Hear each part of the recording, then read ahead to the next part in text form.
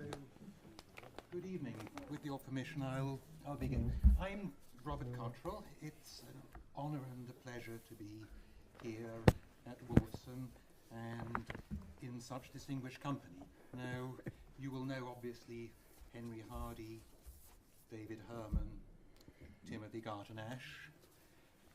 We're here to talk about Henry's book, In Search of Isaiah Berlin, copies of which are conveniently available over there, which is a terrific read. I've been highlighting and scribbling down throughout.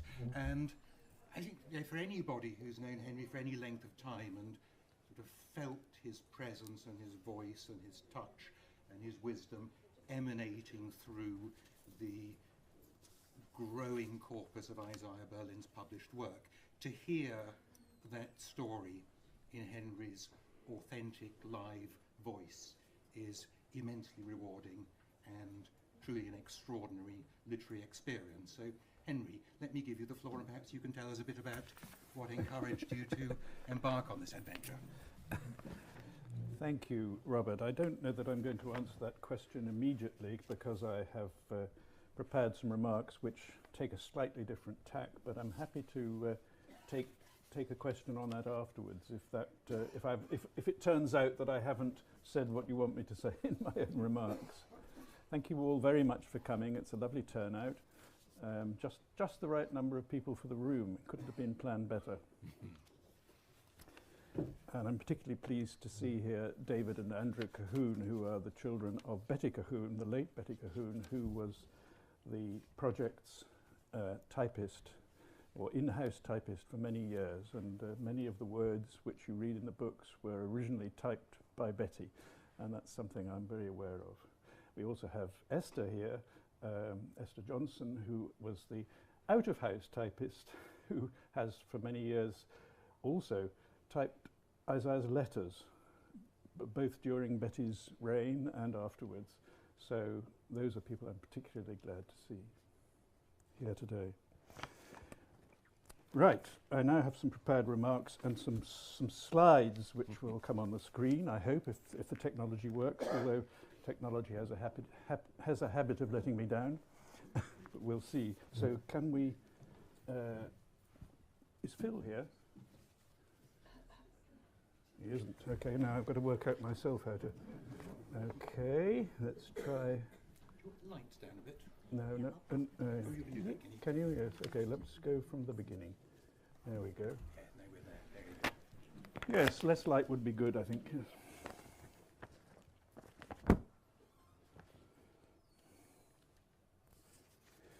Okay. Is that all right? Was that sort of more or less okay to look at? Yeah, okay.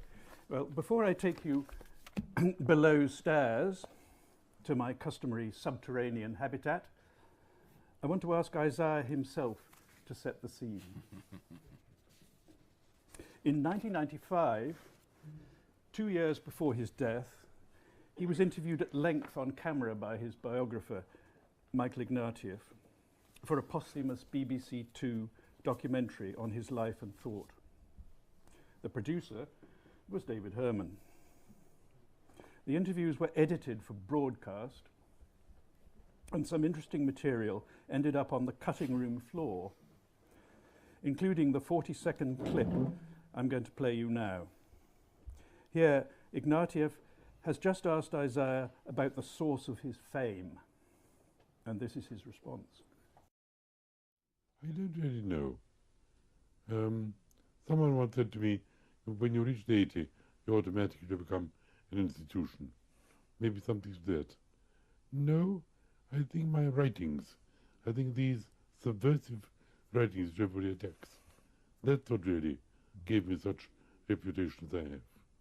All these little paper volumes, which Henry Hardy has kindly collected from all kinds of obscure articles published in pretty unknown periodicals, that's what created a certain outlook, gave me a position.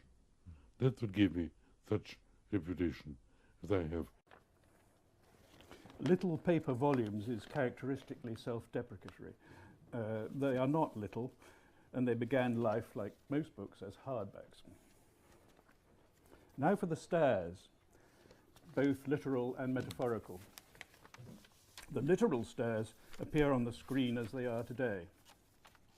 These are the stairs descending from the servants' corridor on the ground floor of Headington House, which was Berlin's home in Oxford for the last 40 years of his life. They lead to a capacious cellar where, 30 years ago, I found a ramshackle cornucopia of papers on shelves and tables, in suitcases and boxes and cupboards, including many essays that would not have seen the light, at any rate in Isaiah's lifetime, if I had not been invited to act as Howard Carter to this Tutankhamun's tomb. These are the stairs below which much of the key searching for Isaiah took place. Here is the house, seen from the south. And here is an architect's drawing of its east elevation in 1935, when some renovations were done for a previous owner. You can see that the cellar is located under the front part of the house. It doesn't extend the full width of the building, but it is nevertheless very ample and was full to bursting. I wish I had had the presence of mind to take photographs when I first entered it. As for the metaphorical sense of below stairs, I should like to mention briefly a couple of examples of the advantages and disadvantages of writing as a subordinate. No man is a hero to his valet, said the 17th century French salonière Anne-Marie Bigot, Madame Cornwell. When you look this quotation up, you find, as I often did with Isaiah's alleged quotations, that the original wording is a bit different.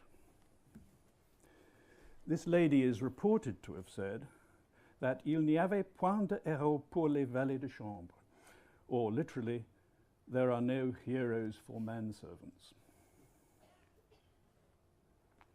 But the point of the remark is unaffected. Jeeves sees Wooster up close, and so sees his feet of clay. Another phrase which can convey the same message is what the butler saw. Admittedly, this usually refers to the voyeuristic viewing through a peephole of hanky-panky behind closed doors, recreated for the amusement of holidaymakers in peep shows like these on Llandudno Pier in 1935. But it can also point to the same valet's eye view of imperfections in one's boss. Both versions of this metaphor certainly fit my perception of Isaiah to some extent, though I do want to dissent from the notion that heroes have to be distant figures. For all that the editorial valet may become aware of characteristics that pass others by, the effect of seeing in close-up is not necessarily anti-heroic, at any rate in this editor's experience. I'm not uncritical of Isaiah, who was far from perfect, but he is still a hero to me. Indeed, if he weren't, I should not have been able to stick with him for over 40 years. There's one more aspect of the manservant's role that I want to stress. The affairs of the person he serves are typically his whole world, or a large part of it, whereas his employer ranges more widely against a larger canvas. This gives the butler a somewhat blinkered view, no doubt, both of life in general and of his employer, but it is also a view less complicated by extraneous considerations. By narrowing his focus, he becomes an expert of a particular kind. So it is when we consider what the editor saw, or at any rate, what this editor saw. I've spent most of my working life editing Isaiah, and people often express surprise that I don't suffer as a result from terminal claustrophobia. The fact that I don't seems to me to be a tribute to the depth and range of Isaiah's works and letters. But however that may be, my tunnel vision confers the advantage that I see Isaiah without being too distracted by matters external to him.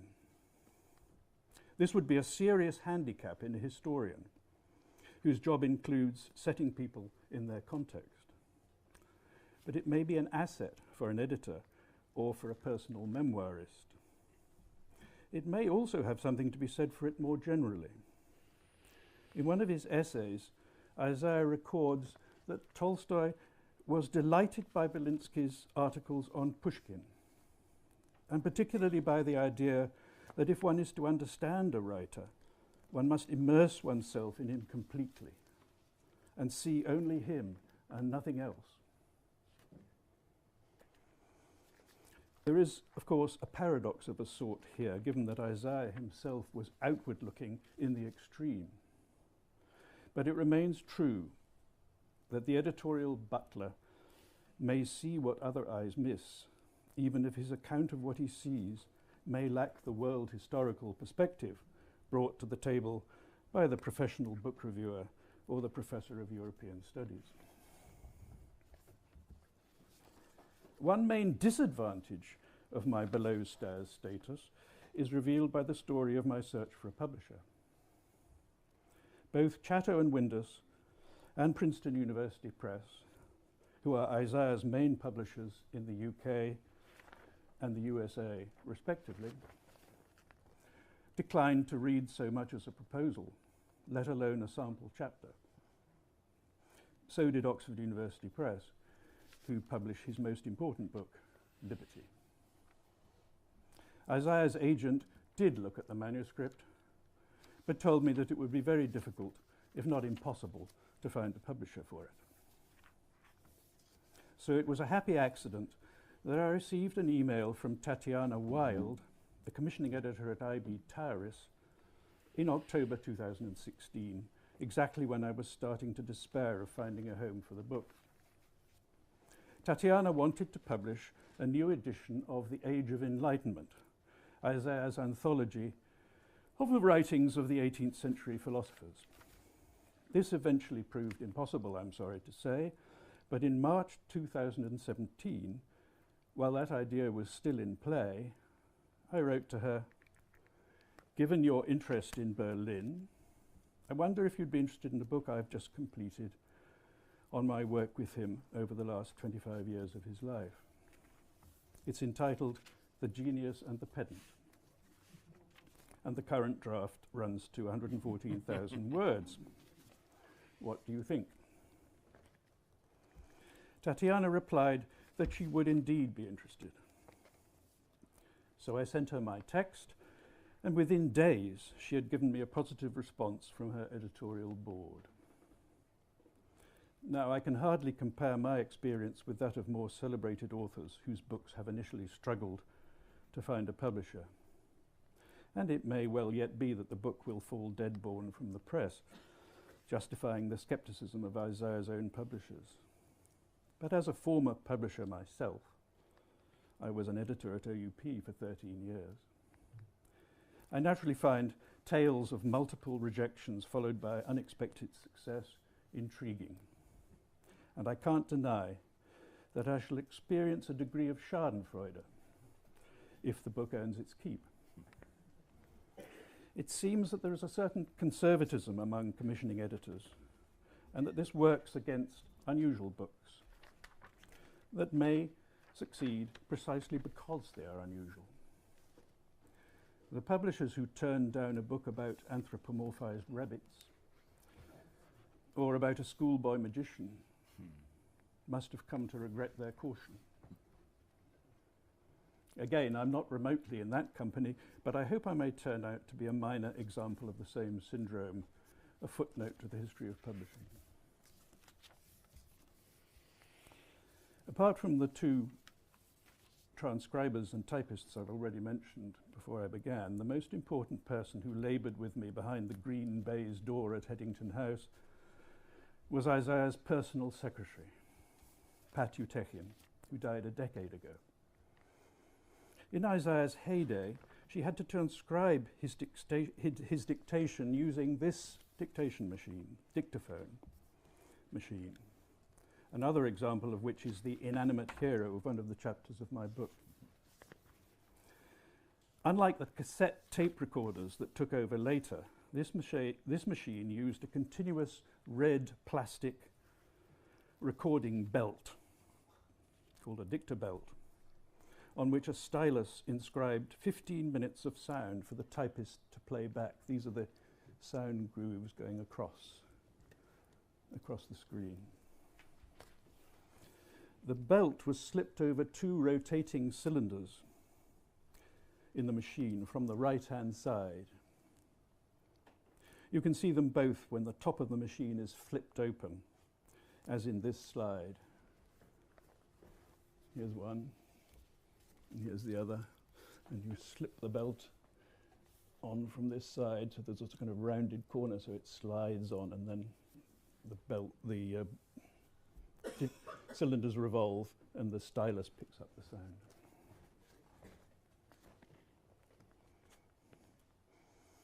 Let me play you a short sample. A moment of intellectual history that you will immediately recognize, despite the trademark crackle of the dicta belt. Inaugural lecture, concepts of freedom, of liberty, sorry. Begins. Mr. Vice Chancellor, the subject to which my chair is dedicated, dash, social and political theory, has fallen upon evil days in this country, full stop. That was in 1958, 5 years before Pat started work for Isaiah.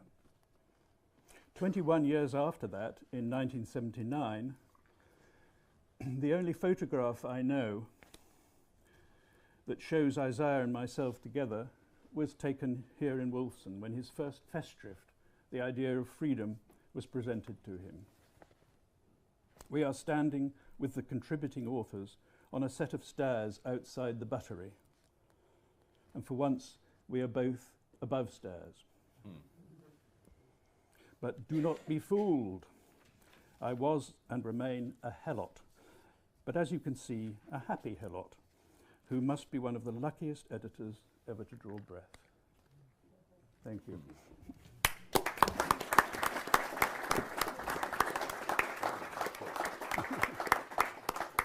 I'm relieved that even Isaiah Berlin sometimes finds the distinction between freedom and liberty a confusing one. Henry, you call the book In Search of Isaiah Berlin. Now, you knew Berlin as well as anybody possibly could outside his immediate family. Were there still things that you felt you didn't understand, you didn't know about him, that you wanted to go and look for and to discover? I didn't actually call the book In Search of Isaiah Berlin. That was a result of the publisher refusing to accept The Genius and the Pedant as the as the title of the book, and who's to say they were wrong? I think actually it may have been Anna who suggested that title. Anna Martins is here, but I don't object to the title, but it doesn't seem to me to convey exactly what I was after. Still, it does raise the question which you ask. Yes, there were things that I didn't know and understand, and principally, they are the subject of the second half of the book. I mean, there were two main areas of his ideas where I saw unclarities or muddles or problems, and I tried, as you can see, in a rather relentless way over a number of years, to try to get him to explain more clearly what he meant in these areas, or why he didn't think, why his ideas didn't have certain consequences which I thought they should have. So in the case of pluralism and religion, I thought that there was a direct entailment between pluralism and the denial of religious belief, which he would never quite assent to. And in the case of what I call the central core and what he called the human horizon in the other chapter, I tried to clarify his ideas about human nature. So those were certainly two areas where I was in the dark, and even despite all these investigations, I remain slightly in the dark, and I'm hoping that the book will stimulate more intelligent people than me to explain these aspects of his ideas in a way that I find more satisfying than what I've managed to grasp yet. Yes, and you presented yourself in that discussion as the unbeliever, really trying to persuade Berlin that he should take a stronger line against religion in general. Yeah. And yet, in youth, you were a church warden, and you were removed from that job by the Archbishop of Oxford himself. Is that correct? Archdeacon of Oxford. Yes, yes. That was a slightly discreditable episode, I have to agree. Do tell more. Yes, I was an atheist even at that point, but the vicar of St. Friedeswide's in Osney was the most extraordinarily eccentric character, and it was somehow consistent with his approach to life that his two church wardens should be an atheist and a Roman Catholic in an Anglican church, and so they were. Now, David, as Henry said, you were involved you produced the 3 television programmes which were made in parallel with the writing of Michael Ignatieff. 2, one was a separate programme. But a separate programme, and which were shown, Berlin said they should be shown posthumously, and they were shown on the night and the following night of his death. That's right.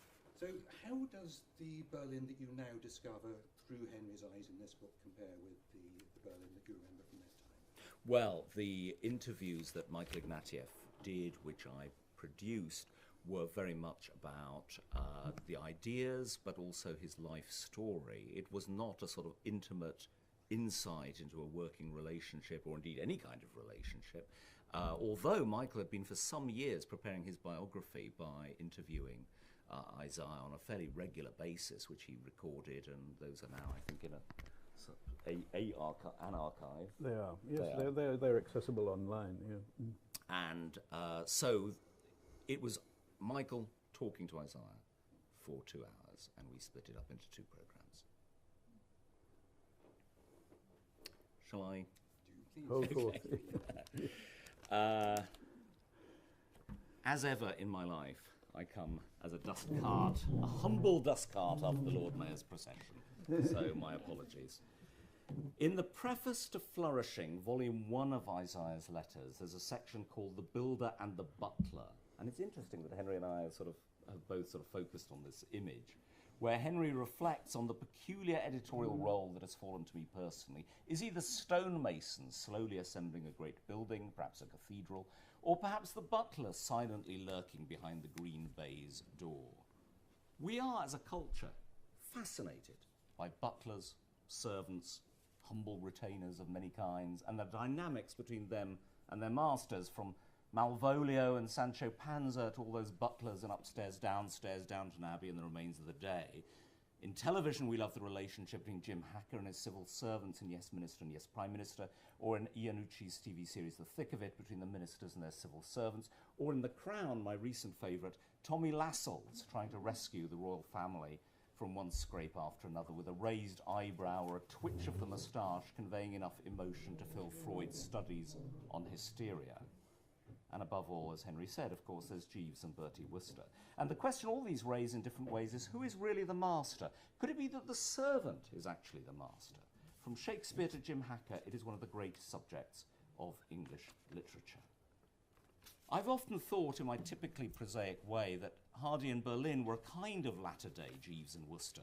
Berlin as a sort of Latvian Bertie Wooster, garrulous, benign, chattering away in those 4 enormous volumes of letters, full of Oxford gossip, and Henry as Jeeves, calm, omniscient, sorting out one messy manuscript after another, crossing T's and dotting I's.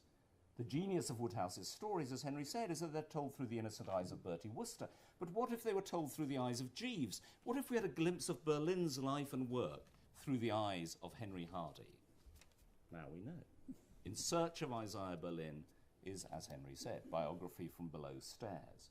Below stairs, literally, and it is no coincidence that perhaps the best passage in the book is on page 111, when Henry embarks on a preliminary, what he calls a preliminary examination of the papers at Headington House, my first search of Berlin's home, which takes place in the cellar, reached by a flight of stone steps, he says, literally below stairs. And 2 things happen here. There's a moment of revelation, an extraordinary moment of revelation, what Henry sees. The capacious cellar, he says, is filled with a variety of makeshift shelving, all piled high with chaotic papers and with boxes, suitcases, and trunks. The quantity of material was overwhelming, terrifying, and exhilarating. I went through it the first time in a breathless, trembling, cursory fashion, but immediately found many unpublished texts that had been put aside decades ago and which no one but Berlin had ever read. These are the manuscripts, unpublished essays, radio talks, essays, scattered through many academic periodicals, which Henry was to turn into a series of books which established Berlin's reputation beyond doubt as one of the great intellectuals in post-war Britain. Something else happens in this scene. Jeeves undergoes a fascinating metamorphosis. He becomes Howard Carter. He describes Carter entering Tutankhamun's tomb. No one had set eyes on these treasures for more than 3,000 years. I had my own more modest but still intense Howard Carter moment. Henry is not really an omniscient butler. He's an archaeologist who discovered unknown treasure and has brought it to the world. And it is surely time, after these extraordinary volumes of letters, superbly co-edited with a number of colleagues, and now this memoir, to pay tribute to Henry's scholarly achievements. Time to switch metaphors.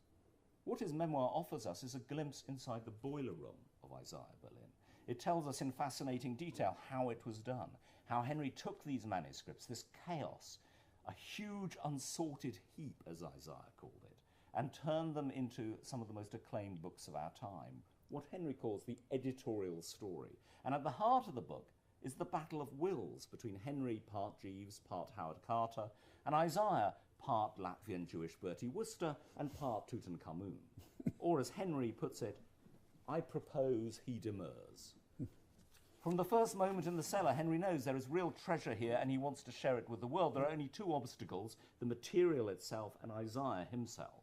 The material, first he has to gather together all the material, the task of sorting the papers into a usable archive and cataloguing them in a rudimentary way. The papers were in many parts of the house, extending literally from the attic to the cellar.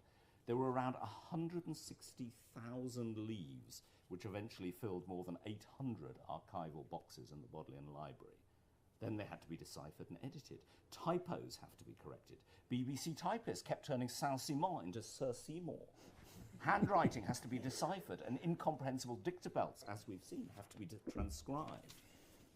Isaiah's footnotes have to be corrected. It's not as if Henry hadn't been warned. Isaiah told Henry, I'm wildly unscholarly. References have to be pursued. He was conscienceless, writes Henry, about fudging quotations we could not trace. There's a wonderful quotation when Isaiah says, I think we'll just have to say C.I. Lewis and hope for the best. If anyone challenges that, I shall not reply, or give some evasive answer, or tell some hideous lies, such as that I heard him say that at this point. At this point, I think mild cheating is perfectly in order. Henry might have raised an eyebrow at this point. Everyone will have their own favourite story from the book. Mine is on page 105 when Henry is trying to find the origins of Berlin's quotation of Kant's famous line, out of the crooked timber of humanity no straight thing was ever made. Henry writes, I discovered, thanks to the R.G. Collingwood scholar, Jan van der Dusen, that Berlin's quotation from Kant, which did not appear in any of R.G. Collingwood's published works, as Berlin had assured me it did, came from a lecture on the philosophy of history that Collingwood gave in Oxford in Trinity Term 1929. If any of you think I've overdone it about Berlin as Bertie Wooster, consider Berlin's response to this piece of detective work. Bravissimo! Marvellous Sherlockismus! Then and only then, Henry shapes this material into relevant volumes. And this is where the hard work begins. Henry's description of dealing with publishers is like, as he said, like it were. He said it was a battle. It's more like a medieval allegory of virtue against evil. But they are nothing compared with the battles with Isaiah's self-doubt, hesitations, and uncertainty. Now we've moved from Jeeves and Howard Carter to some Arthurian hero who sees treasure within his grasp, only to have Isaiah hum and haw and procrastinate and hesitate, riddled with insecurity and doubt. We have moved from the cellar and the boiler room to the analyst's couch. This is not a kiss-and-tell account, what the butler saw. Henry is not the Paul Burrell to Isaiah's Princess Diana. Or if it is, and in a way it is, It's the most niche kind of kiss and tell account ever. Kiss and tell as tracking down obscure R.G. Collingwood references from the 1920s in Oxford libraries. So from Henry the butler to Henry the detective, there was much talk last week about how did the FBI track down the man who sent all those bombs to Obama, Hillary Clinton, Soros and others. An incredible feat, everyone said. Really? Compared to Henry tracking down obscure references to 18th century philosophe, which Isaiah might have come across somewhere at some point in the 1920s or 30s, that's what I call detective work. This is a fascinating account of Isaiah by someone who knew him over many years.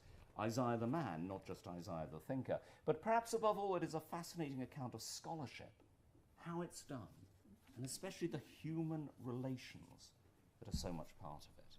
We are prone to leave human relations out of the history of ideas, and I wonder why. I know this because I first met Henry in the mid-1990s when I was working with Michael Ignatieff on the 2 programmes with Isaiah for the BBC. Firstly, there was the dynamic between Michael and Isaiah. Isaiah was not just an intellectual hero to Michael, he was a kind of father figure, and you can't understand Michael's biography without knowing this. Then there was the dynamic between Michael and Henry. Michael saw Henry as a bit too scholarly and serious for his liking, a little austere perhaps. As for Henry, he saw Michael as the whore of Babylon. And me, I was the humble TV producer. I was not even the whore of Babylon's butler. I was a sort of underfootman, if whores of Babylon have underfootmen. But that is a small sideshow compared to the dynamics between Henry and Isaiah in Henry's new memoir. That is grand opera, the stuff of literature. It's an absolutely compelling memoir about a relationship between 2 men which produced some of the great works in the history of ideas in post-war Britain, and reminds us, if we needed reminding, of Henry's place in this story. Not below stairs, not in the cellar or the boiler room, but centre stage, the man who made it all possible. Bravissimo. Marvellous Sherlockismus. Thank you, David. That was stupendously good. Stupendously good. I'm so generous. And bravissimo to you, David. Yeah. Superb, magical few minutes. Now, I think the most niche kind of kiss and tell ever is a must blurb for the back. Yeah, indeed. I mean, I sense in the back of your mind a longing for another full-dress biography, and perhaps 20 years is enough time for that. And I don't know what Henry has planned next, but for the time being, I mean, this is a fantastic appetizer. And you're quite right to quote from the letters, I think. It is stunning now to realise how much time and artistry went into the writing of letters. I mean, I don't know if you had extra hours in the day then, or whether it came with practice, but the fluidity of the letters in the book is absolutely dazzling, and every one of them is full of good lines. I mean, my favourite was where, I think it was Berlin to you, who said, "I am moved by your letter, but not to the extent of changing my mind." That on a rubber stamp, I think. So, Tim, to some extent you've inherited some of Berlin's role in the world as a scholarly champion of liberalism. What does Henry's book add to your impressions of reflections on Berlin? Well, first of all, I must demur at that judgment about inheriting. I don't know where I fit between the builder, the butler, and the whore of Babylon. I have to think about that. But what I do like to say, particularly to my German friends, is "Ich bin ein Berliner," because he's certainly always been an inspiration and remains an inspiration to me. Let me start by joining others in paying tribute to Henry and his life's work, and there is no better way to do that than in the words of Isaiah himself, who, in a letter to Henry on the 16th of March 1975, the day after Isaiah had retired as president of this college on the Ides of March, wrote a thank you letter to Henry, which Henry was too modest to quote, but it says in part, I quote, "There is no substitute for warmth of heart, moral and intellectual spontaneity, candour, honesty, perceptiveness," who could not be charmed, It goes on, unswerving nobility of purpose, public spirit, sheer human decency. Who could not be charged? This is a tribute to Henry, which I completely subscribe to.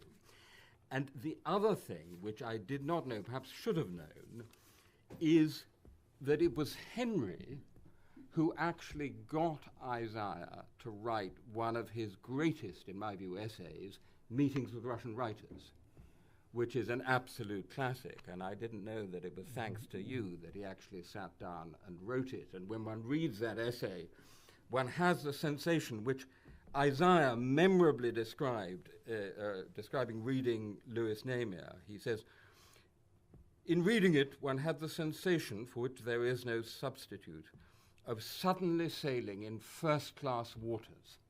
I've always remembered that quotation because it's such an odd metaphor. What exactly are first-class waters? Are they particularly clean, or particularly deep, or particularly calm? What are second-class, or, you know, to-be waters? But I know exactly what he meant. What I also learned, and again I should have known it, but I learned from this book, is that Russian researchers have established that it's quite plausible to think that Isaiah actually had not just one in Russia, but 5 meetings with Anna Akhmatova. You say, Henry, the circumstantial evidence is, I quote, not unpersuasive. very Hardian formulation. And I want to sort of ask a few questions or put a few thoughts on the table to open up the conversation. And my first one would be, tell us a bit more about that and why it's not unpersuasive, and if so, why that's not clear from Isaiah's account. Now, beyond that, I have 4 thoughts, each of which sort of leads to a question. First of all, this is, and I think Henry hinted at it, and you then emphasized this is not at all an uncritical book. It's an honest book, also about Isaiah's weaknesses. And reading it, I was reminded of, you know how it is that a snatch of popular song or a piece of doggerel irritatingly gets stuck in your mind and you can't get it out of your head. And this comes from a not very good biography of a not very good man called Kingsley Martin. And it is, lives of great men all remind us, as we all their pages turn, that we too may leave behind us letters that we ought to burn. And I did sort of think that maybe in this book there are some letters that Isaiah might have thought he ought to burn, but if you want to burn your letters, the last person you should write them to is Henry Hardy. Because, as you rightly say, what we find here is an Isaiah who is chronically insecure, you say almost pathologically indecisive, full of fears about his reputation, worried about what the current academic and intellectual establishment would think. He talks about Isaiah, my contempt for my own works. There's a story, extraordinary story, of the toing and froing which leaves Noel Annan utterly frustrated and angry for the introduction to personal impressions. And then this remarkable moment where Isaiah recalls that somewhere in All Souls there is a fallen piece of pilaster on which is an ancient motto, fear shame, fear shame. And Isaiah writes, that's probably the governing motto of my own life. And it's a remarkable and somewhat revelatory remark. And it goes to this question of courage, which you touch on, Henry, but I'd love to hear you a bit more on it. Michael Ignatieff buried away in an endnote to his memoir. I think it's really a memoir more than biography, actually, that book. In the end of his memoir, and I don't say that as criticism, it's what makes it a book that will last, a letter that Isaiah wrote in which, writing to a close personal friend, he said something like, I wish I had not inherited my father's timorous, rabbity nature. And then he goes on to say, I can be courageous, but what a heroic effort it takes. You say, Henry, admittedly, there is a case for not placing courage in the foreground of an account of Berlin's character, as he himself was aware, again, a very Hardian formulation. And you go on, though it would be a mistake to exclude it entirely. So I'd love to hear you a bit more on this key question of courage. Second comment, Isaiah and the history of ideas. There's a really interesting letter quoted here, which is a letter to Quentin Skinner, in which Skinner has clearly been critical of what Isaiah is doing. And Isaiah replies, yes, I admit, I'm always more interested in ideas which still seem to be living, hares that are still running, issues that are of lasting concern to other societies. And that, in my view, is what made his way of doing the history of ideas so interesting. That it was somewhere between the Cambridge school, you can only understand ideas in their deep cultural context, and they are only understand in that context, they have no other lasting meaning, and the philosopher who is, as it were, talking to Plato and Mill and Locke and Wittgenstein and interrogating great ideas in a kind of timeless fashion. And what seems to me made Berlin's work so interesting was it was somewhere in between that. It was very conscious of cultural and historical context, but nonetheless interrogating the hares that are still running. There is, so far as I can see, apart from a relatively few people, and I count myself among them, not really a Berlin school of the history of ideas. There's a Cambridge school, but not an Oxford school, not even in Oxford. I recently talked to a newly arrived graduate student who's doing the MPhil in political theory here. And I said, are you given Berlin to read?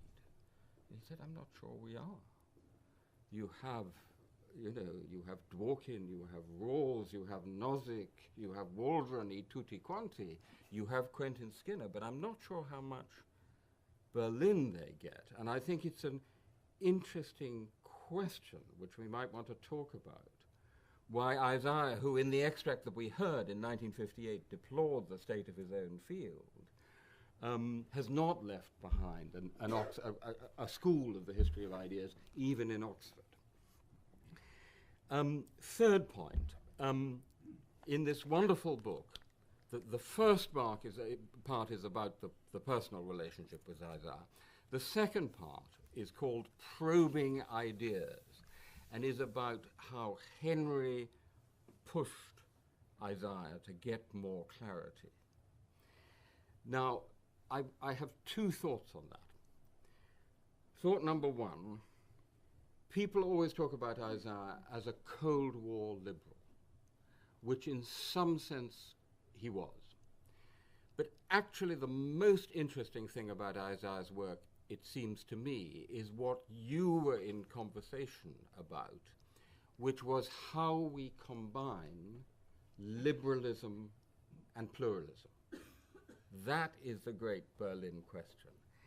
How do we avoid the danger of pluralism, which is that of, in the old quip, a liberal is someone who cannot even take his own side in an argument. The danger of moral and cultural relativism, as Martin Hollis wonderfully put it, liberalism for the liberals, cannibalism for the cannibals. That's the danger of pluralism, but on the other hand, the danger of liberalism, and particularly the monist version of liberalism, which Isaiah criticized, which is that of being, so to speak, in the missionary position, of cultural imperialism. And that is the territory which, it seems to me, makes Isaiah even more relevant to our own time than he was in the Cold War. Actually, I don't think he was the most significant liberal thinker, or even among the most significant liberal thinkers of the Cold War. People in Eastern Europe behind the Iron Curtain hardly read Isaiah, because they wanted red meat and clear, definite ideas. So they loved Hayek, and they loved Friedman, strong, clear meat. Not so much Isaiah. But I think he's a philosopher for our time, because if we live in multicultural societies, if we live in a connected world where everybody is becoming neighbors with everybody else, then the Berlin question of how we combine or reconcile liberalism and pluralism is actually the question of our time. Now, you, Henry, and again I'm coming back to you on this, say you didn't entirely get a satisfactory answer. Here is my final thought. Maybe Isaiah's answer is not so much in what he thought or said or wrote, but in who he was, how he said it, and how he listened. Because it seems to me that Isaiah was, above all things, a fantastic example of what I would call the liberal temperament, the liberal character, the liberal imagination. There's a great speech given by Justice Learned Hand during the Second World War, in which he's talking about the spirit of liberty. And he says at one point, the spirit of liberty is a spirit that is not too sure that it is right. And that was Isaiah. And it's way beyond the liberal virtue of tolerance. It's an active interest in what other people are thinking. Look at the way he spent so much time on the Counter-Enlightenment. It's a delight in intellectual diversity. It's an imaginative sympathy with the way people you disagree with, including people of different religions and cultures, are and think. That seems to me a great liberal quality. And the robust civility with which you engage with such people. And this is what Isaiah had in spades, not just with fellow members of a global elite, as we now call it. I mean, it is, I think, attributed to Isaiah, the comment that there are, I got the quote wrong, but you'll correct us, something like, there are 468 people in the world and I know them all, which of course was nearly true. But actually what in my experience was most remarkable about Isaiah was not that engagement with the great and the good around the world. It was the amazing amount of time he would spend talking to people who were, so to speak, insignificant, much younger. I first encountered him because at the height of his fame, he took 2 hours to talk to a group of 10 undergraduates at Exeter College, Oxford. What other sort of great man of that time would have done that? You tell the story of how here at Wolfson, he would spend hours from lunch stretching almost to dinner time, just talking with students and fellows of the college. And that's an absolutely remarkable quality. I think that's something that was most remarkable and is, in my view, a symptom of this, the liberal character, the liberal temperament, the liberal imagination. So I put that to you too, that in a way he did give you an answer, but not in the way you were looking for. Let me conclude by saying that actually I do think there is room for a new biography. I think Michael Ignatio's book is fantastic, but what makes it so fantastic is that it's part memoir and part biography. And I think there's room now for a new biography because of Henry's work, because you've given us so much else, so much new material, and not least this fantastic book, which is, as you would expect, superbly edited, beautifully produced, extremely well written, and should be bought without fail by everyone in this room.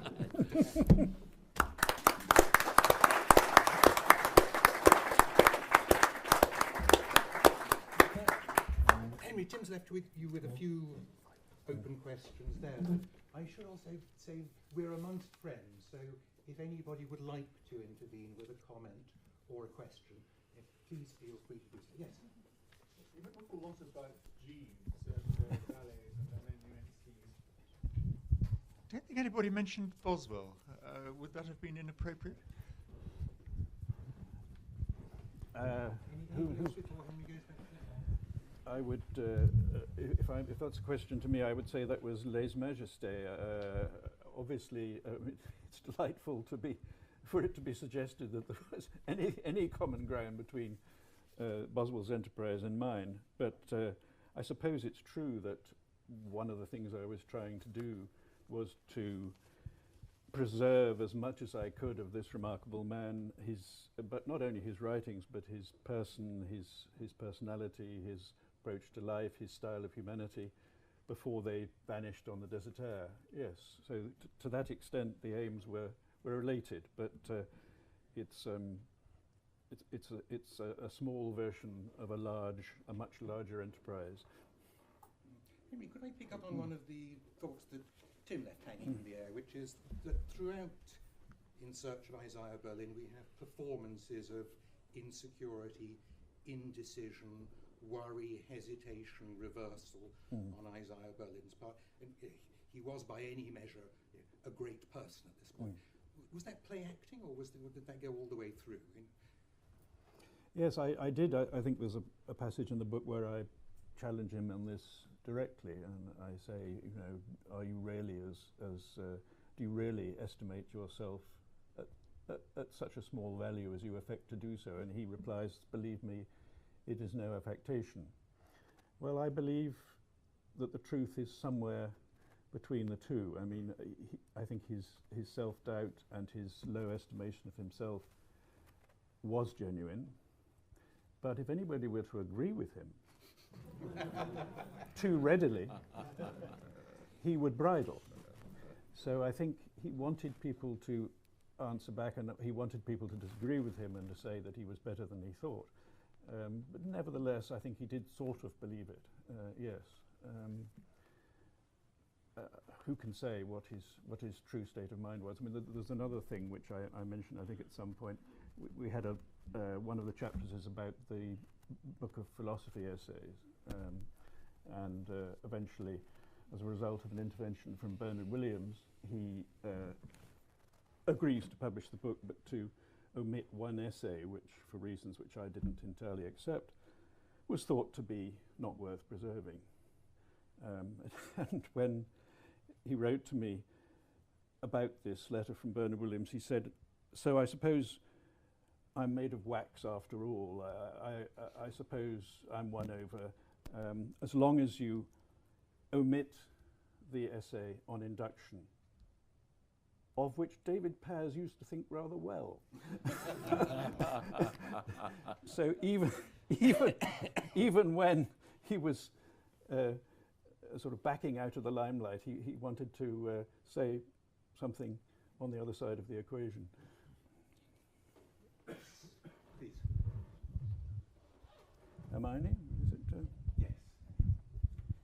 I want to pick up Tim's point about burning, you know, whether, and how writing to you would not be the best place to find a burnt letter, as it were.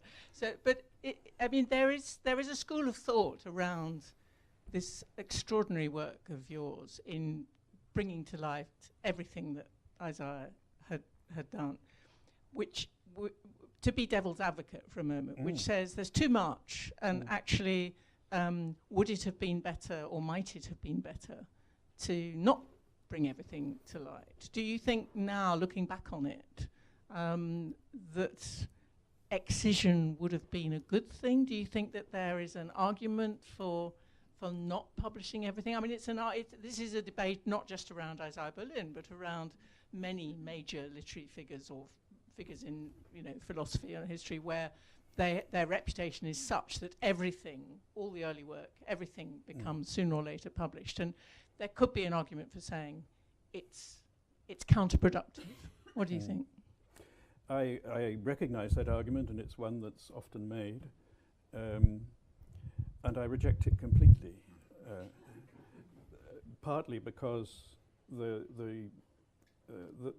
there is a great deal more that's unpublished than there is that's published. And of course the argument about where you draw the line between the two is a matter in which you can have differing opinions, but I think if anything too little has been published rather than too much, but certainly not too much yet. There are potentially some other, or there is more material that might be published in some form or another, and there are disagreements about that. and I'm getting old and feeble, so even if even if it was to be published, maybe I should retire from the scene. But I don't think that's I don't think Berlin is yet somebody who commands that kind of everything to be published approach to life in the same way, I mean, that Kant, say, does, or who else? I mean, lots of other famous philosophers where there are volumes of ephemera, laundry lists, as is famously said. I mean, I do think that what's so far been published is if you like, the core, the most important part of what he said. I mean, there are differences of quality, and some people think that the transcripts of extempore lectures are not in the same class as the more carefully written academic pieces. I think that they have a quality and an excitement and a verve which is lost when you translate lectures into carefully written books. So I think it's, and one of his most popular books, one of the most successful books is a book called The Roots of Romanticism, which is an edited transcript of BBC lectures given in 1965. Well, they were lectures given in Washington which were broadcast on the BBC. And I've lost count of the number of people who have written in and said that this book has excited them about philosophy or the history of ideas in a way that other books haven't. And that seems to me something worth doing. And that has been achieved by the very books which some of the detractors of my enterprise have criticized. So I don't repine.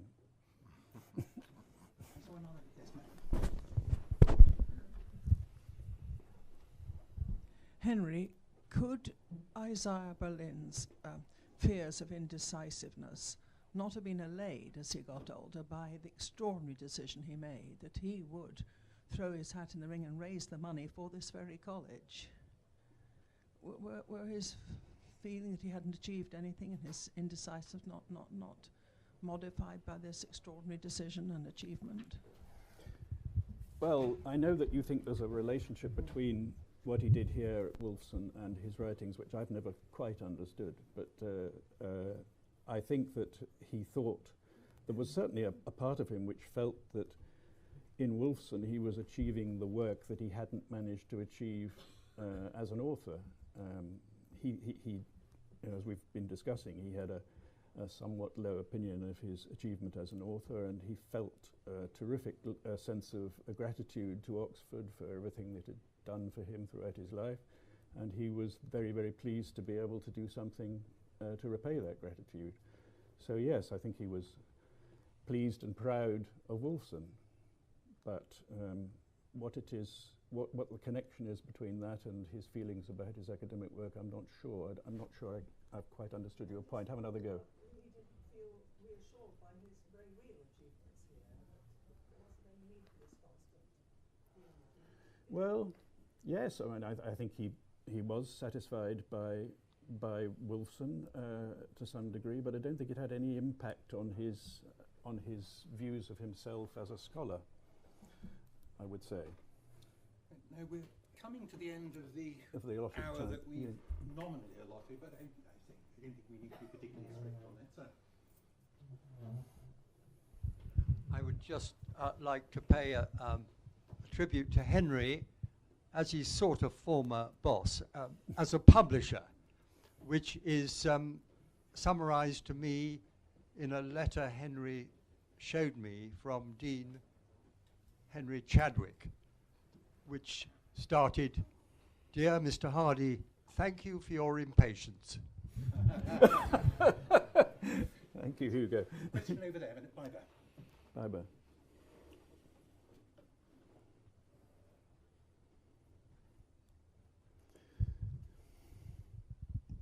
Thank you very much.